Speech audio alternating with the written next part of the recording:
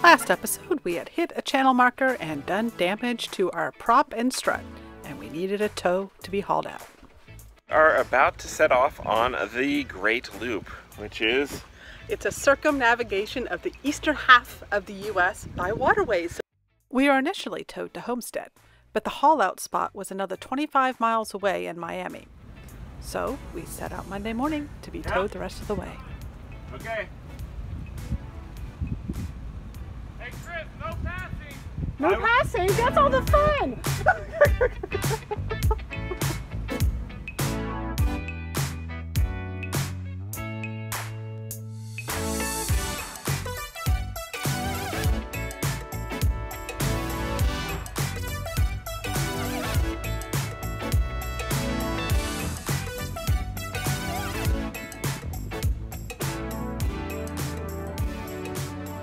All in all, it was a 25-mile tow, 5.5 hours, and a lot of it up the Miami River right through downtown Miami. We live broadcast this section if you want to catch the whole trip.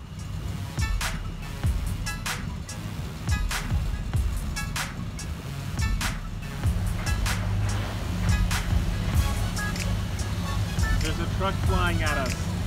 Wow.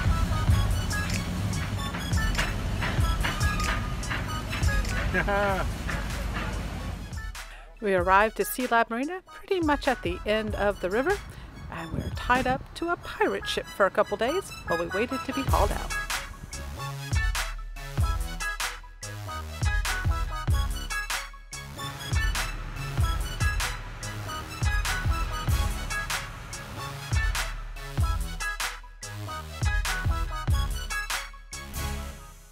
So what's your analysis, Shereen? What's wrong in here? It's missing a propeller. Missing a strut too. Yeah, see? We got big gouges in the keel. Yep. Bounced over something. These are the rudders bent. And it's like hip, hip, hooray! The shop got us a quote of about $9,000 to fix the damage that we had done. That included sending the shaft, strut, prop, and rudder out to the machine shop to be fixed. We also took care of everything that we could underneath the boat, best to do while it's hauled out.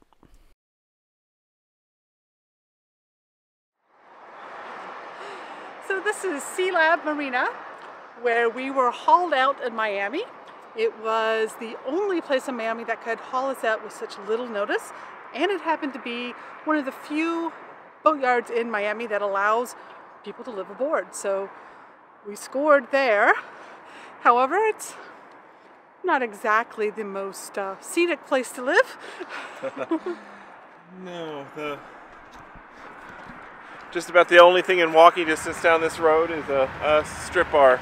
The only boat up strip bar in Miami, so there's that.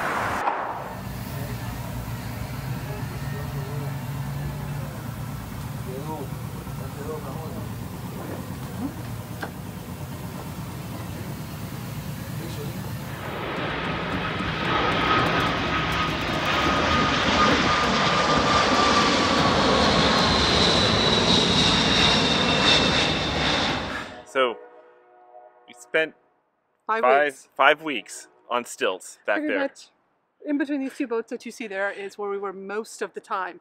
Now, the last week that we were there, they actually moved us across the way, so we had a water view. That was a huge upgrade. Scenic. The Miami River is kind of scenic despite the freighters going by 4 or 5 times a day, and airplanes going by 4 or 5 times a minute. Living on the Hard was a very interesting experience for us. It's not what we expected in our first year as boat owners. So some of the challenges of living on the Hard is our air conditioning runs off water. We need raw water to pump in, and that's what does the cooling. And since you're not in the water, marine air conditioners don't work.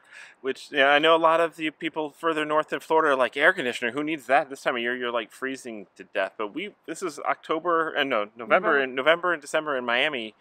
And well, we needed an air conditioner a lot, and we had to sweat a lot to deal with it. And unfortunately, the cat, we had to sometimes sneak away to cool things down. Also, limited tank capacity in the boat, so we tried to minimize tank capacity coming in once we realized that we're going to be on the hard for a while, but we did have to not use our own toilet as much. Thankfully they had right over here. It's basically a porta potty. It's basically a porta potty, but they gave us access to that. And there's a sometimes hot shower about a quarter-mile away we could walk to at Jones. To the marina down there.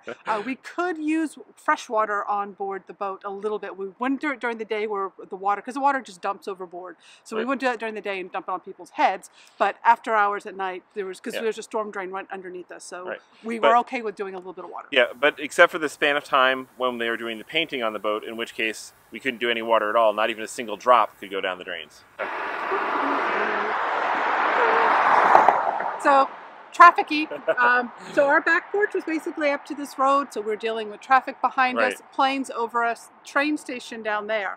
But what that meant is we had easy access to public transit. Yes, yeah, you could easily walk to Tri-Rail, take the people over from there to the airport. The Miami Metro Rail was right there, and best of all, this neighborhood is where all the Uber and Lyft drivers seem to hover in circles while they're waiting for calls from the airport. So it was very easy to get a Lyft out of here. So we thought about bringing the bus down here and getting an RV spot, but there's nothing really close by. And we know from experience, being on site, things get done, I guess, faster. Yeah, they get done faster. The original estimate was going to be 7 to 10 days to do the strut repair and running gear. And that got delayed a little bit, and if that had been the only thing that we tackled here, we might have been out of here in 2 to 3 weeks.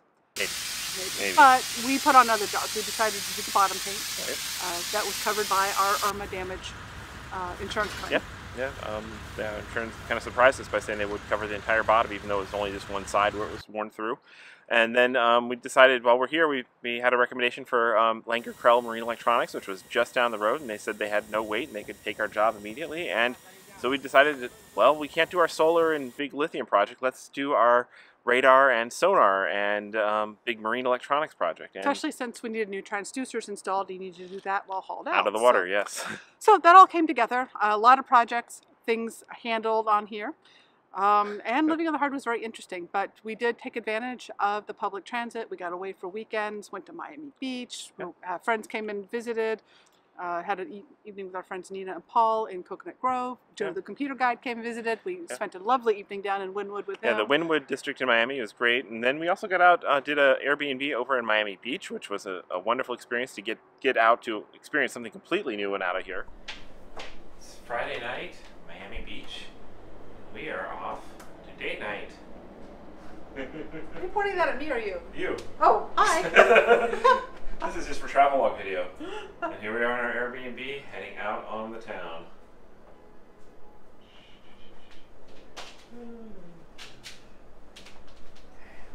Let's go to date night. Yep, so this is, we're just taking a little vacation away from the boatyard. Checking out Miami Beach. We did a nice bike ride on the rental bikes this morning all around. Great location. I cannot believe how we scored the spot in the heart of Miami Beach, which is a great pedestrian town. And pet friendly. See the cat got to come on vacation with us. Yeah, that's you, Kiki. And very freaking affordable too. So hey, score for Airbnb. Okay, off to date night. And then we took Tri-Rail up the coast. My mom would pick us up, and we'd go spend time with her for the holidays up in Melbourne. And we did Christmas over in the other side of the state. Walking to the train station. Time to go for the holidays with the grandmeow.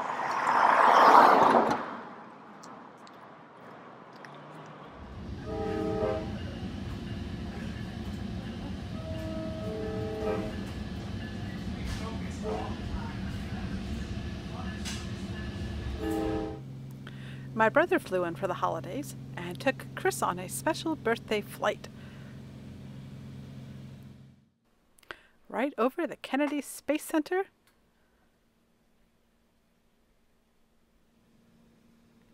And right along this former Space Shuttle landing strip. Here comes an airplane.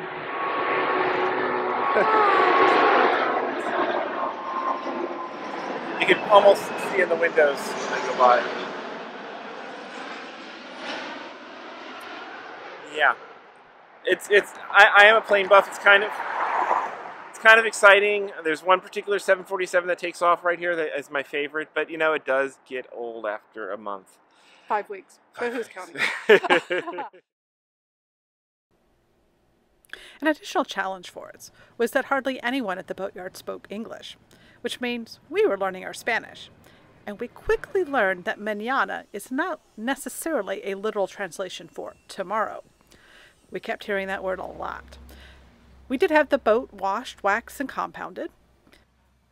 Oh, you're inspired by what? By the Wynwood District. I'm doing my own graffiti. Oh, Miami style. We also took advantage of the time and spray painted our anchor road and installed a brand new Ultra anchor. We have a full video on this one if you want to check it out.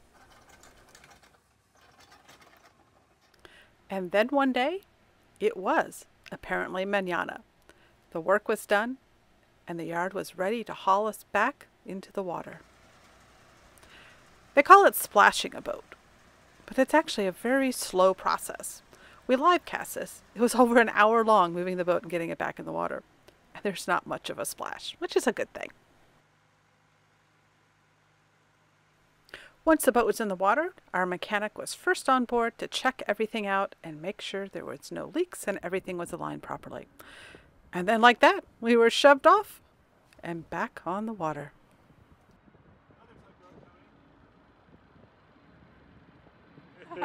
Anyway, this is the end of our cruising season.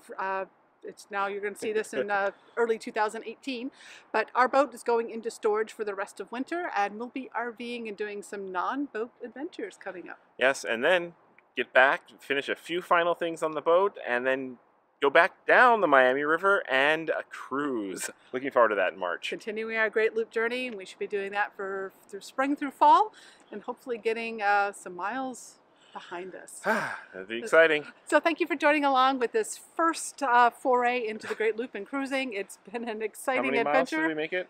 485. 485 miles? So that's total, or is that No, loop? Yeah, loop loop is miles is like 200 and something. So we haven't done a ton of the loop yet, but we got a lot more to go. But it's all about the experience, and we learned a lot. Yes, that's fun. Here.